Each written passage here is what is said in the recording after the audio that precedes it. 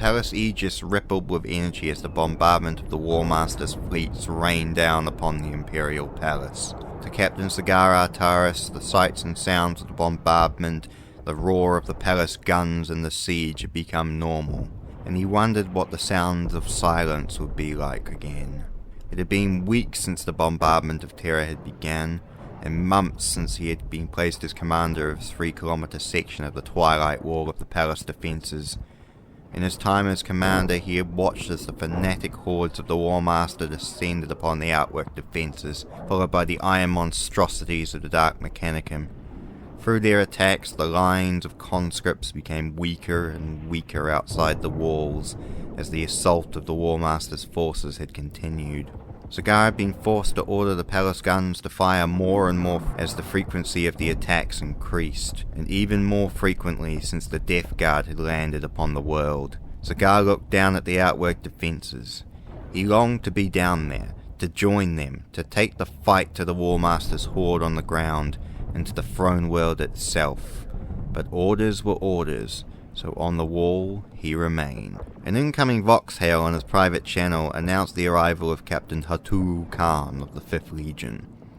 The White Scar's captain had been assigned to the defense of Segar's section of Twilight, and he never seemed to allow Segar a moment of peace.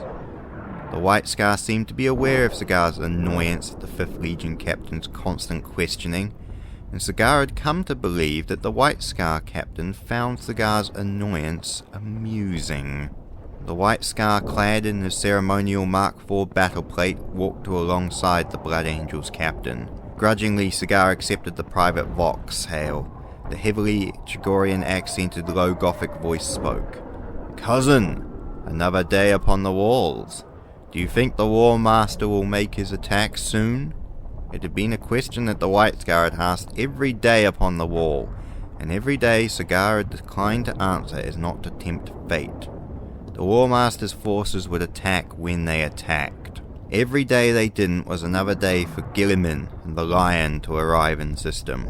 Segar was not supposed to believe in such things as fate, but since Cygnus and Davin, Segar had started to doubt that, so instead he remained silent. The White Scar spoke as if Segar had answered his question. "Well then, when they strike, we will be ready for them." Segar kept his silence, and Hartural laughed a soft laugh and spoke. "Are you annoyed at my brother's escapade outside the walls, cousin? I know Dawn's sons are still livid over it." When the White Scars had sallied outside the walls and attacked the Dark Mechanicum siege camps, none of the palace defenders had known of the 5th Legion's intentions, so Segar had been forced to hastily order the palace guns and fighter command to cover the 5th Legion's retreat back into the palace. While on the surface it would seem that Segar was annoyed about the White Scar's attack, in reality, Segar was actually annoyed that he was not able to join them in an attack outside the walls. So Segar did not reply. "You should smile more, Captain. On Chagoras we laugh, we smile and we tell tales.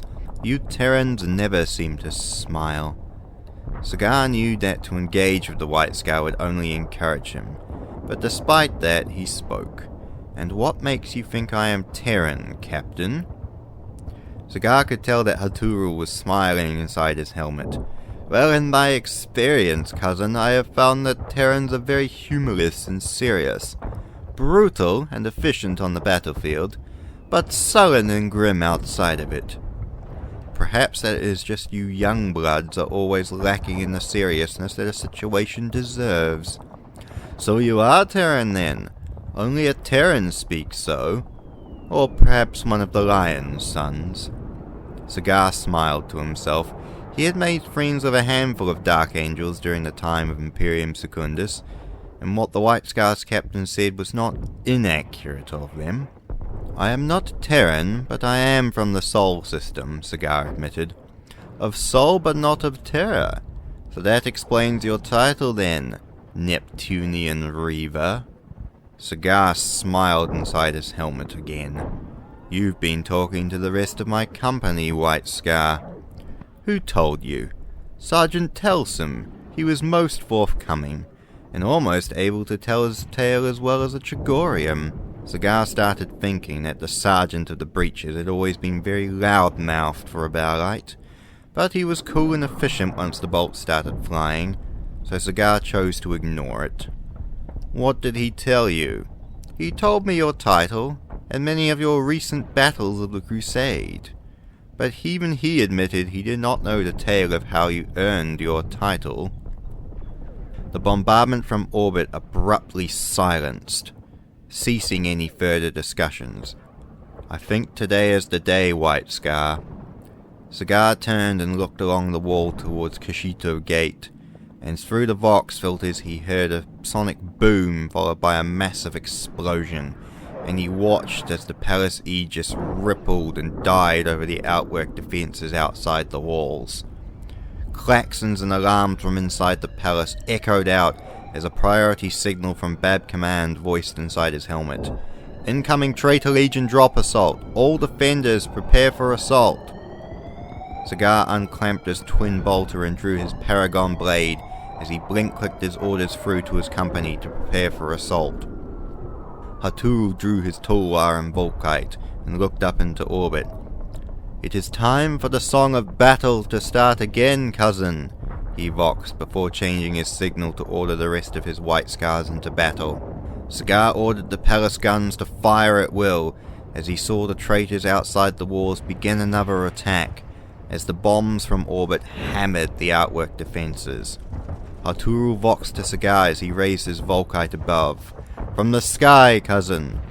Segar looked up and saw a handful of shapes drawing down upon the wall. Even through the enhanced view of his Tartarus pattern helm, they were still only distant specks. "Traitor Legion Astartes above, brothers! Fire at will! Fire at will!" A volley of bolt fire rained from above as the incoming traitors opened up on the palace defenders along the wall. A handful of palace defenders returned fire, both sides experiencing losses as the incoming traitors dropped from above. Now that they were closer, Segar could identify their foe. Night Lords. A traitor is a traitor, cousin. They die all the same. A handful of Blood Angels and White Scars on the wall dropped under the incoming fire as Night Lord's assault marines landed upon the wall. A warrior of Midnight Blue crashed on the ground in front of Segar, chain axe raised. Segar opened fire with his twin bolter, pummeling the chestplate of the first warrior. But as no sooner as that foe had died, a blow from the side announced the presence of another, a chainsword hacking at his right pauldron. Segar swung with his Paragon blade but missed as the warrior dodged right. A second Night Lord landed and attacked from behind. Segar's armor sensors was telling him of the attacker behind him. Segar swung and clipped the Night Lord attacker, knocking him off balance. But before he could finish off the warrior, a third Night Lord with a bolter landed to his left and opened up on automatic fire. The hail of fire and blades failed to break through his Terminator plate, but made massive gouges in the red of his armor. The warrior of the bolter stopped to reload, and Segar hacked down with his blade, cleaving the Night Lord's helmet in half, and a follow-up strike cut the warrior down. An attack from the right reminded Segar of the presence of the first attacker, but before he could strike him down, Segar watched a warrior of white appear in a blur, and Segar identified Hartural as he placed the barrel of his Volkite against the helm of the Night Lord and fired, the Volkite blast killing the Night Lord instantly. A handful more Night Lords landed around the two, and Hartural and Segar stood back to back and began to fight off the Night Lords as they charged at them. Hartural opened up the private Vox channel again. "So, cousin, you never finished telling me the tale of your title. I do not think it is a time, White Scar. No time like the present, cousin. Laugh today, for tomorrow we may die, as we on Chagoris say." Segar maglocked his bolter to his thigh and took up his blade two-handed, as a Night Lord draped in flayed skin swung at him with a lightning claw. Segar rammed him through the chest with his blade. "Well, cousin?" Segar was in no mood to distract himself in the heat of battle. As he cut down another warrior of Midnight Blue, he knew that the White Scar wouldn't restrain himself, even in the heart of battle. "My title has two meanings. The first is the place of my birth, and the second is my record in battle." I see, cousin. I do not think the legions recruited from the moons of Neptune. The Night Lords backed off their melee attacks and fired at the pair of bolters. Segar unclamped his twin bolter and returned fire. They did not, but at the outset of the crusade, the Emperor sent the Ninth Legion to pacify the moons of Neptune ahead of the crusade's advance. They did, but they suffered extreme casualties for it. So, to replace the losses, the Ninth recruited from the moons of Neptune, the sons of pirates and gangers. I was one of those youths. So, that is the place of your birth, and your battle record, cousin? There were only a handful of Night Lords left, and before Segar could speak further, a priority hail from Bab Bastion came over the box. Captain Segar, this is Bab Command, requesting update on your situation on your section of Twilight. Attack from 8th Legion drop forces upon the wall. Minimal casualties sustained. No breakthroughs by Traitor Legion forces. Outwork defenses suffering heavy attack. Confirmed. Warning, massive Legion drop assault by multiple Traitor Legion forces detected. Time for impact less than 4 minutes. Confirmed, Bab. Diverting a regiment of Imperial Army to your position. Confirmed, Bab. Segar voxed his company. Initial reports that suggested that out of his 500 Marines, they had only lost 47. The Night Lord's initial attack had failed, and there were only a handful of Night Lords left, being cut down by the 9th and 5th Legion tactical and breacher squads upon the wall. We have more visitors, White Scar. Rally your company and prepare for incoming drop assault. Before the White Scar could reply, the Vox cut out in a roar of static, then the sound of an explosion that eclipsed all others. Segar could not tell from where the explosion had come, and checked his armor's uplink to the wall cogitators. No breakthroughs or collapse of the palace aegis was recorded. Before he could check further, an inhuman voice screamed out across the length of the Imperial Palace. "Father! I have come for you!" The Vox came back in a flurry of static and noise, as Hartural's voice crackled over the Vox. "Cousin, what was that?" Segar had fought the Neverborn before, but didn't have time to explain what it was to the White Scar. "Doesn't matter. Prepare for battle." Segar knew that the 8th Legion force was not a true assault. Such limited forces had no chance of taking the walls, but Segar suspected that the next assault would be a proper, coordinated attack. The 88th Company of the 9th Legion and Hartural's White Scars rallied for battle and awaited the assault. Segar checked his Vox. 60 seconds to attack. Looking up, he could see the vapor trails of drop pods and assault craft coming down from orbit. Looking away from above and down over the wall at the outworks, he could see that the conscripts outside the walls were all dead, while the palace guns kept the Death Guard and the Dark Mechanicum forces away for now. He could see that the conscripts would not last much longer. A massive shape smashed into the lip of the wall 36 meters away, knocking down several White Scars and ripping away chunks of crenellation. The massive shape of a Dreadclaw drop pod bounced off the wall and flew down to the ground below. Before Segar could react further, 2 pink-hulled Dreadclaws smashed down upon the wall and clamped down. The doors of the drop pods slammed open as 2 more pods slammed down further along the wall. Pink and purple-clad Astartes burst forth from the pods, charging the defenders. Segar knew what they once were: Emperor's children, although these abominations were nothing like the 3rd Legion he once knew. Before Segar could react any further, one of the Emperor's children attacked. Segar cut him down with his blade. Another took his place, swinging a wild swing with a massive power maul. Segar's armor took the hit, and he stepped forward with his blade, impaling the warrior. 3 more pink-clad warriors died in the same way. Segar forgot the battle sphere and focused on killing the warriors in front of him with heavy slashes and stabs. It took 2 more kills before Segar looked at the battle situation. They were holding, but barely. More 3rd Legion warriors were appearing in drop pods or via jump packs from orbit upon the walls. Hartural voxed Segar. Segar could not see where the 5th Legion captain was. He could only see the 3rd Legion warrior in front of him. "Cousin, We are not doing so well, you see. Perhaps it is time to use the reserves we have. Not yet, White Scar. Do you know of the 10th Legion tactic of raising the storm? No, I do not, cousin. The flesh haters of the 10th's tactics are not compatible with the tactics of the Ordu. Segar kept fighting as he explained. Well, White Scar, the tactic involves deploying just enough of your warriors to force your foe to deploy all of his reserves to defeat you, while keeping your reserves hidden until needed, then striking at once with all of your reserves once the foe has committed all of his troops to a single engagement. Segar could not see Hartural, but imagined that the White Scar was looking up to orbit at his comment. I don't think the Warmaster is lacking in reserves today, cousin. There are a few holes in your plan, I see. They will have a set number of warriors designated for this zone, so it is wise for us to trap and destroy as many of them as we can. So we wait, cousin? We wait. Segar killed 6 more foes until it happened. A drop pod crashed down upon the wall only 10 meters from him. The pod's doors slammed open and 10 Terminators burst forth. Segar identified them as Phoenix Guard, or at least they were. Their war gear hurt the eyes to look upon. Flayed skin, body parts and corrupted spikes adorned the plates. They charged forth into the Loyalist warriors, and Segar opened his Vox channel to Hartural.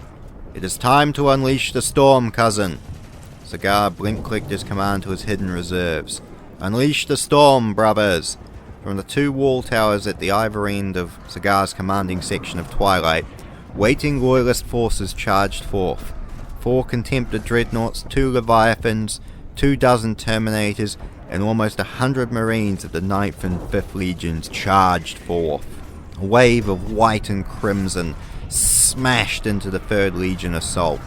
Dreadnoughts, las cannons, and assault cannons blasted into the drop pods, while powerful siege corps ripped drop pods and warriors off the walls, while the Loyalist forces tore into the heart of the 3rd Legion attack. Segar picked out the leader of the Phoenix Guard before him and attacked. The warrior in pink stabbed out with his spear, cutting into Segar's outer plate. The Emperor's Children warrior had a distance advantage with his spear, but he had limited movement upon his space of the wall. The 2 traded blades and hacked and smashed at each other. The Phoenix Guard warrior was good, but Segar was a long-time veteran of the Crusade, and was not going to die this day so easily. Segar changed from attacking the warrior to attacking his weapon, smashing at the haft of the Emperor's Children's spear. The warrior in pink realized Segar's assault and pulled back, trying to only expose the tip of his blade. When the warrior stabbed out with a 2-handed stab, Segar surged forward. 3 2-handed slashes cut the Terminator's outer plate, but Segar kept attacking. A relentless attack of swings and blows that dented, carved and pummeled the 3rd Legion warrior in a display of artless brutality, until Segar slammed his blade into the gouge of the Emperor's Children's outer plate, driving the blade into the warrior's primary heart. It took several tugs, but Segar withdrew the blade from the corpse as his foe's body slammed upon the wall's ground. Segar looked up. Imperial army units had made it to the wall, and alongside them the Loyalist Astartes cut down the last of the 3rd Legion warriors assaulting the wall. Segar noticed Hartural nearby, his armor caked in gore. He opened up his Vox to the White Scar's captain. The Reaver part of my title comes from my first engagement after being made a sergeant, cousin. Oh? Hartural smiled. A non-compliant world refused to see reason, and the 9th was sent in to force compliance. We dropped into the planet's capital, but my gunship crashed some 5 kilometers from the original drop zone. So what did you do? Well, once we got out of the gunship, we were confronted by hundreds of civilian militia and protesters. We needed to break through to the main assault, so we did. We reaved our way through their ranks, butchering them as we sought to reach the drop zone. How did that earn you your name, cousin? Because our Legion Master was flying overhead and noticed my actions. It is said that he asked my company commander, "Who is that warrior reaving his way through that mob?" My captain responded, "It is the Neptunian Lord, and he is running late, as usual." Hartural laughed. "And thus the name was written, cousin." Thus the name was written. Segar walked to the edge of the wall and he looked down. The last of the conscripts at the base of the wall were falling to the Death Guard assault. Hartural walked up beside him. "I regret that we could not save them, cousin. So do I. No one will give them their honor titles this day, cousin. And we shall do it. The fallen heroes?" The guard paused a moment and then spoke. "Hail the victorious dead." "The victorious dead. It is a good title, Blood Angel. Let us hope that we are worthy enough to join them in that title one day, cousin. Let us hope, my friend. An Imperial Army officer once told me that human hope is eternal. I wonder if he is right." Segar spoke no more as he watched the next stage of the siege play out before him.